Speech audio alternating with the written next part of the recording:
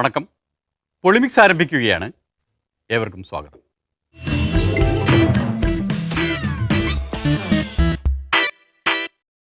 അറിയാമല്ലോ, രക്തസാക്ഷി ദിനമാണ്. മഹാത്മജിയുടെ രക്തസാക്ഷി ദിനം. അതാ ഒരു സംഘം അർദ്ധനഗ്നരായ ഫക്കീറന്മാർ വരുന്നുണ്ട്. എന്താണാവോ അവർ ഒപ്പിച്ചിട്ടുള്ള തമാശ?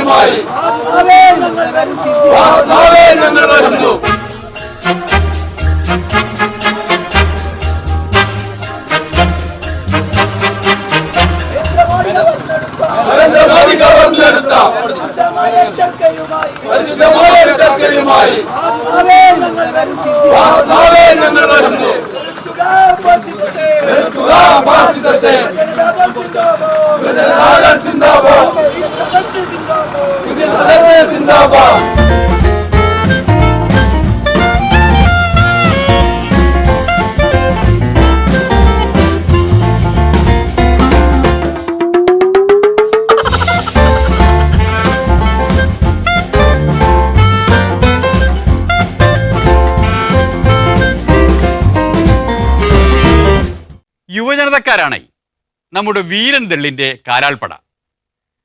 അവരെത്തിയിട്ടുള്ളത് ഗന്ധി പ്രതിമയുടെ മുന്നിലാണത്രേ. ഗന്ധി പ്രതിമയുടെ മുന്നിൽ എന്തിനാണ് എന്നല്ലേ? ചർക്ക തിരിച്ചു കൊടുക്കാൻ. നരേന്ദ്രമോദി അപഹരിച്ച ചർക്ക ഗാന്ധിജിക്ക് തിരിച്ചു കൊടുക്കാൻ. തമാശയല്ല, ഗൗരവമുള്ളൊരു പ്രതികരണമാണിത്. വളരെ ഗൗരവത്തോടു കൂടിയാണ് ഞങ്ങൾ ഇന്ന് ഈ രക്തസാക്ഷി ദിനത്തെ കാണുന്നത്. കഴിഞ്ഞ രക്തസാക്ഷി ദിനത്തിൽ ഞങ്ങൾ ചെയ്ത പ്രവർത്തനം നാഥുറാം വിനായക് ഗോഡ്സെ എന്ന് പറയുന്ന മഹാത്മജിയെ കൊലപ്പെടുത്തിയ ആളെ ഈ രാജ്യത്ത് മഹാനായി ചിത്രീകരിക്കാനുള്ള സംഘപരിവാറിൻ്റെ ഫാസിസ്റ്റ് ശക്തികളുടെ നീക്കത്തെ ചോദ്യം ചെയ്തുകൊണ്ട് അദ്ദേഹത്തിൻ്റെ പ്രതിമ ഇവിടെ സ്ഥാപിക്കുകയല്ല വേണ്ടത്, അറബിക്കടലിൽ വലിച്ചെറിയുകയാണ് വേണ്ടതെന്നുള്ള തീരുമാനത്തോടു കൂടി ഞങ്ങൾ പ്രകടനമായിക്കൊണ്ട് ആ പ്രതിമ അറബിക്കടലിൽ ഞങ്ങൾ വലിച്ചെറിഞ്ഞു. ഇത്തവണ പക്ഷേ കാര്യപരിപാടിയിൽ കാര്യമായ മാറ്റമുണ്ട്. ഇത്തവണ ഗാന്ധിജിയെ അപമാനിച്ചുകൊണ്ട് ഈ രാജ്യത്ത് ചർക്കയുടെ പ്രതീകം എന്ന് പറയുന്നത് മഹാത്മജിയാണ്. ഈ രാജ്യത്തെ പാവപ്പെട്ട ജനങ്ങളിലേക്ക് ചർക്ക പ്രചരിപ്പിച്ചുകൊണ്ടാണ് ഗാന്ധിജി സ്വാതന്ത്ര്യ സമരം നടത്തിയത്. അതൊരു സമര മാർഗമായിരുന്നു. അക്കാലത്തൊക്കെ കേരളത്തിലൊരു സമരഗാനവും ഉണ്ടായിരുന്നു. നമ്മൾ നൂറ്റ നൂലുകൊണ്ടും നമ്മൾ നെയ്ത വസ്ത്രം കൊണ്ടും നിർമ്മിതമീ അനീതിക്കൊരു അന്ത്യാവരണം എന്ന്. ഒന്നുമല്ല, അതൊന്ന് ഓർത്തുപോയെന്നേ ഉള്ളൂ. ഏതായാലും നേതാവിന് തുടരാം. ഗാന്ധിജി ചർക്ക നെയ്യുന്ന നൂല് നിൽക്കുന്ന ആ ചിത്രം മാറ്റിക്കൊണ്ട് കേന്ദ്ര സർക്കാരിൻ്റെ പ്രത്യേകിച്ച് ഖാദി ബോർഡിൻ്റെ പരസ്യത്തിൽ നിന്ന്, ഡയറിയിൽ നിന്ന്, കലണ്ടറിൽ നിന്ന് ഗാന്ധിജിയുടെ ചിത്രം നീക്കം ചെയ്തുകൊണ്ട് അവിടെ നരേന്ദ്രമോദി എന്ന് പറയുന്ന 10 ലക്ഷം രൂപയുടെ കോട്ട് ധരിക്കുന്ന, വിദേശ വസ്ത്രം ധരിക്കൽ തീരുമാനമാക്കി വെച്ചിരിക്കുന്ന തൻ്റെ കോട്ടിൽ ഗാന്ധിജി എവിടെയും പേരെഴുതി വെച്ചിട്ടില്ല. നരേന്ദ്രമോദി ചെയ്തത് 10 ലക്ഷത്തിൻ്റെ കോട്ടിൽ നരേന്ദ്ര ദാമോദർ ദാസ് മോദി. അത്ര നീട്ടി പറയണമെന്നില്ല, മോദി എന്നു മതി. മോഡി എന്ന് പറയുന്ന നരേന്ദ്രമോദിയുടെ ആ പേര് അവിടെ പ്രിന്റ് ചെയ്തുകൊണ്ട് 10 ലക്ഷം രൂപയുടെ കോട്ട് ധരിച്ച ആളാ പറയുന്നത്. അദ്ദേഹത്തിന് മാത്രമേ ഗാന്ധിജിയെ അല്ലെങ്കിൽ ഖാദിയെ ഈ രാജ്യത്ത് മാർക്കറ്റ് ചെയ്യാൻ പറ്റുമെന്നാണ് പറയുന്നത്. അതല്ല, ഖാദിയുടെ മാർക്കറ്റ് ഇപ്പോഴും കോൺഗ്രസുകാർ തന്നെയാണ്. അത് കഴിഞ്ഞാൽ ഈ ജനതാ പരിവാർ, അതും കഴിഞ്ഞ് സംഘപരിവാർ വരൂ. ഞങ്ങൾ പറയുന്നു ഖാദിയുടെ ഏറ്റവും വലിയ മാർക്കറ്റ് എന്ന് പറയുന്നത് മഹാത്മജിയാണ്. മഹാത്മജി ധരിച്ചത് കൊണ്ടാണ്. മഹാത്മജി അത് കുടിൽ വ്യവസായത്തിൻ്റെ പ്രതീകമായിക്കൊണ്ട്, അഴിമതിക്കെതിരായ പോരാട്ടത്തിൻ്റെ പ്രതീകമായിക്കൊണ്ട്, സ്വാതന്ത്ര്യ സമരത്തിൻ്റെ തീക്ഷ്ണമായ നാളുകളിൽ ആ സമരത്തിൻ്റെ പ്രതീകമായിക്കൊണ്ട് അവതരിപ്പിച്ചത് കൊണ്ടാണ് ഈ രാജ്യത്തെ കോടാനുകോടി വരുന്ന ആളുകൾ ഖാദി ധരിക്കുന്നത്. അതാണ് ഇപ്പോൾ മനസ്സിലായില്ലേ ഈ യുവജനതക്കാർ എന്തുകൊണ്ടാണ് ഷർട്ട് ധരിക്കാത്തത് എന്ന്. ഗാന്ധിജി ഷർട്ട് ധരിക്കാറില്ലായിരുന്നു. അദ്ദേഹം അർദ്ധനഗ്നനായിരുന്നു. അതുകൊണ്ട് യുവജനതക്കാരും അർദ്ധനഗ്നരാണ്. ഇനി തീവണ്ടിയിൽ കയറുമ്പോൾ ആടിനെയും കയറ്റണമെന്ന് വാശി പിടിക്കുമോ എന്തോ.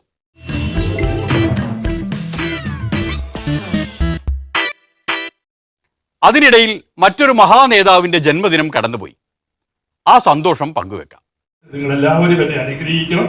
എൻ്റെ മുന്നോട്ടുള്ള പ്രവർത്തനങ്ങൾക്ക് നിങ്ങളുടെ സഹായം വേണം, നിങ്ങളുടെ പ്രാർത്ഥന വേണം. അതിന് എല്ലാവരെയും ഞാൻ എല്ലാവരോടും അഭ്യർത്ഥിച്ചുകൊണ്ട് വയസ്സ് 84 കഴിഞ്ഞെങ്കിലും പഴയ കണക്കിലാണെങ്കിൽ 1000 പൂർണ്ണചന്ദ്രന്മാരെ കണ്ടുവെങ്കിലും മാണി സാർ റിട്ടയർ ചെയ്യാൻ ഉദ്ദേശമില്ല എന്ന് മനസ്സിലായില്ലേ? ഞാൻ പറഞ്ഞു റിട്ടയർ ചെയ്യുന്നില്ല രാഷ്ട്രീയത്തിൽ.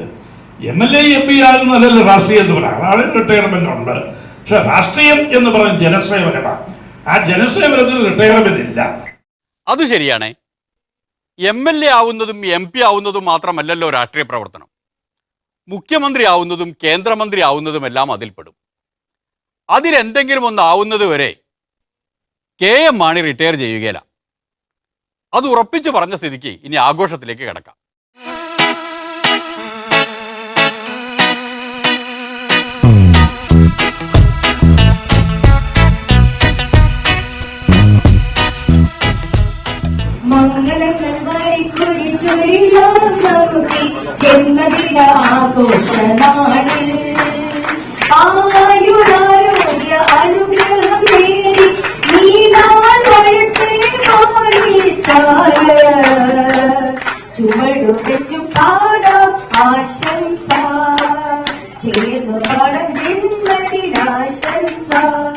ആചാരപരമായ കേക്ക് മുറിപ്പാട്ട് മാത്രമല്ല കേട്ടോ, കലാപരിപാടികൾ വേറെയുമുണ്ട്.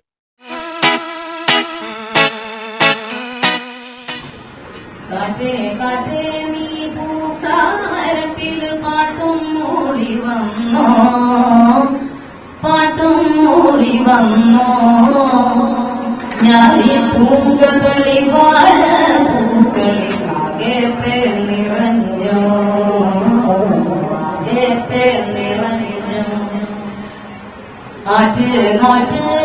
കാണാരത്തിന് പൂവും കായും വന്നോ മീനത്തീരയിൽ ചൂടിൽ തണുത്തണുവൽ വീശി നിന്നോ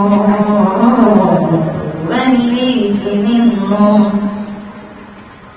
ഇന്നലെ പോയി മറഞ്ഞോ ഇന്നൊരു സ്വപ്നം കൂടെ വന്നോ വെന്തു കരിഞ്ഞോയോ ചില്ലകളിൽ ചെന്തളിൻ തല പൊന്തി വന്നോ കുഞ്ഞിളം കൈ വീശി വീശി ഓടിവായോ മനുഷ്യസേ കിന്നരിക്കാൻ ഓമനിക്കാൻ മുത്തടി പൂ തൊട്ടിലാട്ടി കാതിൽ തേൻമൊഴി ചൊല്ലാമോ കാറ്റേ കാറ്റേ കാറ്റേ കാറ്റേ നീ പൂക്കാമരത്തിൽ പാട്ടും മൂളി വന്നോ ഞാൻ ഈ പൂങ്കതളി വാഴ പൂക്കളിൽ ആകത്തെ നിറഞ്ഞു ആകത്തെ നിറഞ്ഞു. എത്ര സാരസമ്പൂർണമായ വരികൾ! 50 വർഷക്കാലം കേരള രാഷ്ട്രീയത്തിൽ നിറഞ്ഞു നിന്നിട്ടും അത്രയും കാലം കൊണ്ട് നിയമസഭയിൽ പട്ടയം വാങ്ങിയിട്ട് പോലും മുഖ്യമന്ത്രിയായില്ല എന്ന് പറഞ്ഞാൽ KM മാണി ഒരു പൂക്കാമരം തന്നെയല്ലേ?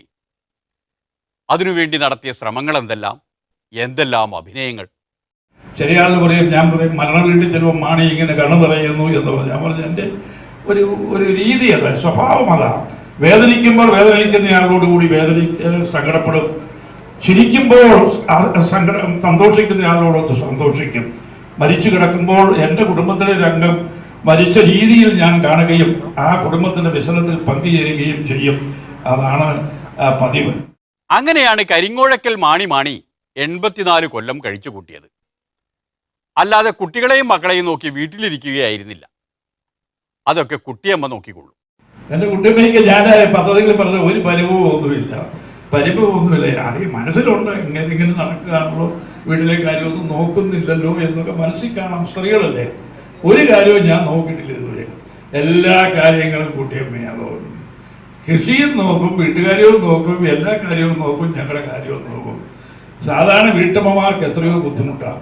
രാഷ്ട്രീയക്കാരുടെ ഭാര്യമാര് എനിക്ക് മാത്രമാണോ? എല്ലാ രാഷ്ട്രീയക്കാരുടെയും ഭാര്യമാരുടെ സഹനം കൊണ്ടല്ലേ, അവരുടെ ത്യാഗമല്ലേ വാസ്തവത്തിൽ ഈ രാഷ്ട്രീയക്കാരെയൊക്കെ ഉയർത്തി നിർത്തുന്നത് അവരുടെ ഭാര്യമാരുടെ ത്യാഗമാണ്.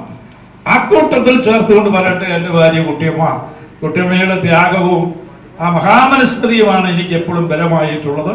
അതുകൊണ്ട് ഇനിയും കുട്ടിയമ്മയുടെ തുടർന്നുള്ള ആ സഹകരണം ഉണ്ടാകും എന്ന് ഞാൻ പ്രത്യാശിക്കുന്നു. അത് എന്താണെന്ന് ചോദിച്ചാൽ ഒരാൾ എന്നോട് ചോദിച്ചു, വയസ്സായില്ലേ, പ്രായമായില്ലേ, ഇനി രാഷ്ട്രീയത്തിൽ റിട്ടയർ ചെയ്യണ്ടേ എന്ന് ചോദിച്ചു. ഞാൻ പറഞ്ഞു റിട്ടയർമെന്റ് ഇല്ല രാഷ്ട്രീയത്തിൽ. അതിനാൽ മുഖ്യമന്ത്രി ആവുന്നതുവരെ കുട്ടിയമ്മയുടെ പിന്തുണയും സഹകരണവും മാണിസാറിന് ഉറപ്പ് കൊടുത്തുകൊണ്ട് ഒരു ഇടവേളയിലേക്ക് കടക്കുകയാണ്. അത് കഴിഞ്ഞു തിരിച്ചു വന്നാൽ ഒന്ന് രണ്ട് പ്രശ്നങ്ങൾ പരിഹരിക്കാനുണ്ട്.